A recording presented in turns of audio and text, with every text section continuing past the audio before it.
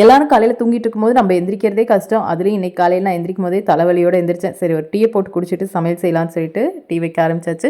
இன்றைக்கி பூரியும் காலிஃப்ளவர் குருமா தான், ரொம்ப சிம்பிள் தான். ஸோ காலிஃப்ளவர் ஏற்கனவே க்ளீன் பண்ணி வச்சுருந்தேன். அதை வந்து பச்சை தண்ணியில் கொஞ்சம் உப்பு போட்டு 2 டைம் வாஷ் பண்ணிவிட்டு சுடு தண்ணியில் உப்பு போட்டு கொதிக்க வச்சு அடுப்பு ஆஃப் பண்ணி வச்சுட்டு அந்த காலிஃப்ளவர் ஒரு 5-6 நிமிஷம் அப்படியே வந்து விட்டுடலாம் அந்த சுடு தண்ணியில். சமையல் செய்யும் போது எடுத்து வடிகட்டிக்கலாம். ஸோ டீ கொதிச்சிட்டு இருக்கும் போதே இந்த பக்கம் ஒரு 2 சொம்பு தண்ணி வந்து குடிச்சிட்டு அதுக்கப்புறமேட்டு நிறையாலாம் இல்லை, ஒரு 1/2 டம்ளர் டீயை குடிக்கணும்.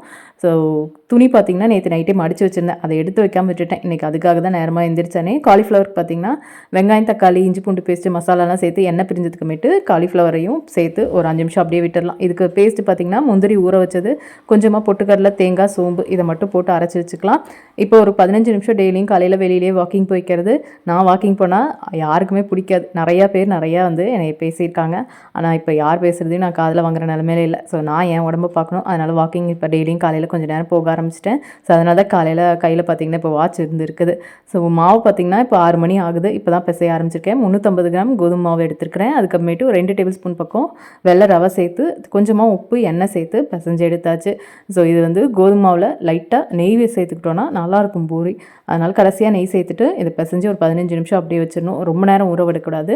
ஸோ குருமாக்கு கடைசியாக கொஞ்சமாக கசூரி மெத்தியும் கொத்தமல்லி தலையும் போட்டு இறக்குனா நல்லாயிருக்கும். கொத்தமல்லி தலை மட்டும் போடலாம். ஆனால் எனக்கு வீட்டில் இருக்க எல்லாத்துக்குமே அந்த கசூரி மெத்தியோட ஃப்ளேவர் ரொம்ப பிடிக்கும். குருமாவோட டேஸ்ட்டே நல்லாயிருக்கும். ஸோ அதனால் அதையும் சேர்த்தாச்சு. ஸோ பூரிலாம் சுட்டு முடிச்சுட்டு லஞ்ச் பாக்ஸ்க்கு ஜெயிஸ்தாக்கு பிச்சு போட்டு குழம்பையும் சேர்த்து கொடுத்துறது. ஏன்னா தனித்தனியாக எடுத்துகிட்டு போக மாட்டேங்கிற, அதனால் இப்போ இது மாதிரி தான் பண்ணுறது. தர்ணிகாக்கு மட்டும் தனித்தனியாக கொடுத்தாச்சு. ஸோ சிங்கில் எல்லா பாத்திரத்தையும் விளக்கிட்டு கறி துணியும் ஊற வச்சுட்டேன்.